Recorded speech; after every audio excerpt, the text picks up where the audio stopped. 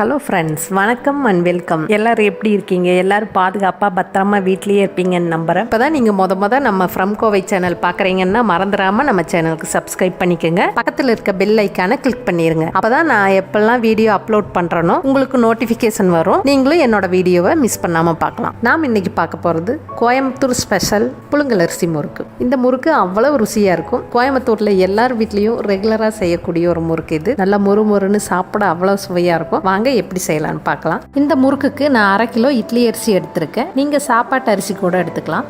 இந்த அரிசியை நல்லா கழுவிட்டு 6 மணி நேரம் ஊற வச்சு எடுத்துக்கலாம்.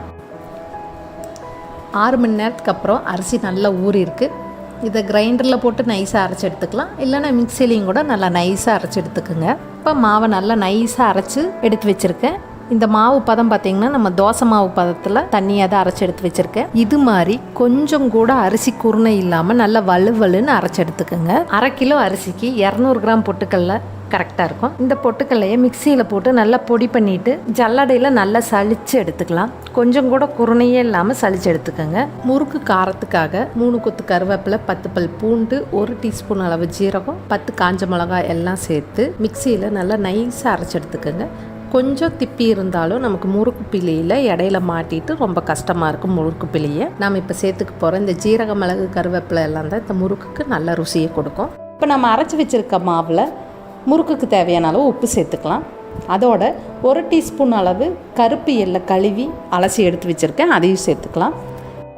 1/4 டீஸ்பூன் அளவு பெருங்காயத்தூள் அதையும் சேர்த்துட்டு நம்ம அரைச்சி வச்சுருக்க காஞ்ச மிளகா பேஸ்ட் அதையும் சேர்த்துக்கலாம். இந்த காஞ்ச மிளகா அரைக்கில் நல்லா நைஸாக அரைச்சி எடுத்துக்கோங்க. நம்ம சேர்த்துக்கிட்ட எல்லா பொருளையும் இந்த மாவோட நல்லா கலந்துடலாம். இப்போ மாவை நல்லா கலந்தாச்சு. அரைச்சி சளிச்சு எடுத்து வச்சுருக்க பொட்டுக்கடலை மாவை மொத்தமாக சேர்த்தாமல் கொஞ்சம் கொஞ்சமாக சேர்த்து முறுக்கு மாவை பிசைஞ்சிடலாம். நீங்கள் இந்த மாவை ரொம்ப டைட்டாக பிசைஞ்சிங்கன்னா முறுக்கு பிழியறது ரொம்ப கஷ்டமாக இருக்கும். கொஞ்சம் தளர்வாக பிசைஞ்சிங்கன்னா முறுக்கு நிறைய எண்ணெய் குடிக்க ஆரம்பிச்சிடும். அதனால் ஒரு நல்ல மிருதுவான பதத்துக்கு மாவை பிசைஞ்சிக்கலாம். கொஞ்சம் சாஃப்டாக முறுக்குக்கு மாவு பிசைஞ்சிட்டோம்னா நமக்கு முறுக்கு பிழியறது ரொம்ப ஈஸியாக இருக்கும். 1/2 கிலோ அரிசிக்கு 200 கிராம் பொட்டுக்கடலை அளவாக இருக்கும்.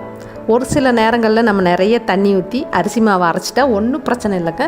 கொஞ்சமாக பொட்டுக்கடலை மாவு சேர்த்து போட்டு நீங்கள் இந்த முறுக்கு செய்யுங்க. அந்த முறுக்கு ரொம்ப நல்லா வரும். அவ்வளோதாங்க, நம்ம முறுக்குக்கு மாவு பிசைஞ்சிட்டோம். இது மாதிரி நல்லா சாஃப்டாக கையில் ஒட்டாத அளவுக்கு மாவை பிசைஞ்சுக்கோங்க. இதுதான் கரெக்டான பதம். இப்போ முறுக்கு மாவு ரெடி ஆகிடுச்சு. அடுத்ததான் நம்ம முறுக்கு பிழிகிற உலக்கில் நல்லா எண்ணெய் தடவி ரெடியாக எடுத்து வச்சுக்கலாம். நம்ம இந்த அச்சில் தான் இன்றைக்கி முறுக்கு பிழிய போகிறோம். நம்ம ரெடி பண்ணி வச்சுருக்க முறுக்கு மாவை முறுக்கு உலக்கில் 3/4 பகுதி அளவுக்கு மட்டும் நிரப்பிக்கங்க. இது மாதிரி மாவு நிறச்சிக்கிட்டிங்கன்னா நமக்கு முறுக்கு பிழியறது ரொம்ப சுலபமாக இருக்கும். அடுத்ததாக நம்ம எண்ணெயை காய வச்சுட்டு இது மாதிரி அரிக்கரண்டியில் கரண்டிக்கு மேல் பக்கம் எண்ணெய் தடவிட்டு நம்ம முதலே ஒரு 4-5 முறுக்கு பிழிஞ்சு எடுத்து வச்சிட்டோன்னா நமக்கு போட்டு எடுக்கிறது ரொம்ப சுலபமாக இருக்கும். நான் இது மாதிரி 2 கரண்டி 2-3 தட்டிலெல்லாம் முதலே பிழிஞ்சு வச்சுட்டு தான் முறுக்கு போட்டு எடுக்க போகிறேன்.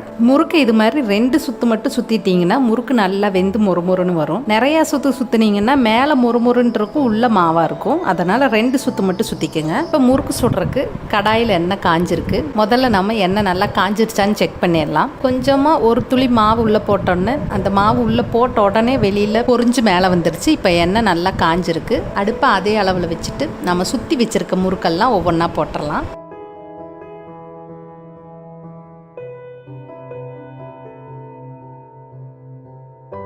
இப்போ 4 முறுக்கை போட்டுட்டேன்.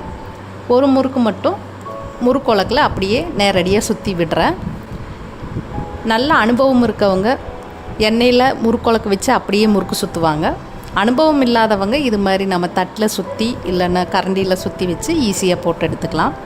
நம்ம முறுக்கு போட்ட உடனே பார்த்திங்கன்னா நல்லா சலசலன்னு சவுண்டு கேட்டு வேக ஆரம்பிச்சிருக்கு. இது ஒரு 3-4 நிமிஷத்தில் இந்த சலசலப்பெல்லாம் அடங்கி முறுக்கெல்லாம் நல்லா மொறுமொறுன்னு வெந்து வந்துடும். இப்போ பார்த்திங்கன்னா நிறைய பபிள்ஸாக மேலே வந்துட்டுருக்கு. இந்த முறுக்கு நல்லா வெந்தோடனே மேலே வர்ற அந்த பபிள்ஸ் எல்லாம் குறைஞ்சி சத்தமெல்லாம் அடங்கினோன்னே நம்ம முறுக்கு எடுத்துடலாம். இந்த முறுக்கை நீங்கள் சலசலப்பு அடங்காமல் எடுத்தீங்கன்னா முறுக்கு மொறுமொறுன்னு இருக்காது. சலசலப்பு அடங்கி ரொம்ப நேரம் எண்ணெயில் போட்டுட்டு இந்த முறுக்கு எடுத்திங்கன்னா இந்த முறுக்கு ரொம்ப ஹார்டாக இருக்க மாதிரி இருக்கும். அதனால் சலசலப்பெல்லாம் அடங்கின உடனே இந்த முறுக்கு எடுத்துடலாம். இப்போ பார்த்திங்கன்னா தெரியும் முறுக்கில் நம்ம போட்டப்போ இருந்த சலசலப்பெல்லாம் அடங்கி முறுக்கு நல்லா வெந்துருச்சு. இப்போ நம்ம எடுத்துடலாம். இந்த முறுக்கில் நம்ம போட்டிருக்க பூண்டு, கருவேப்பிலை, ஜீரகம் இதெல்லாம் சாப்பிடையில நல்ல மணமாக சூப்பராக இருக்கும். புழுங்கல் அரிசி முறுக்கு ரெடி ஆகிடுச்சு. நீங்கள் எப்போல்லாம் இட்லிக்கு மாவு ஆட்டுறீங்களோ அப்போ கொஞ்சமாக மாவு எடுத்து கொஞ்சமாக பொட்டுக்கடலை மாவு அரைச்சி உடனடியே சுட்டு எடுத்துடலாம்.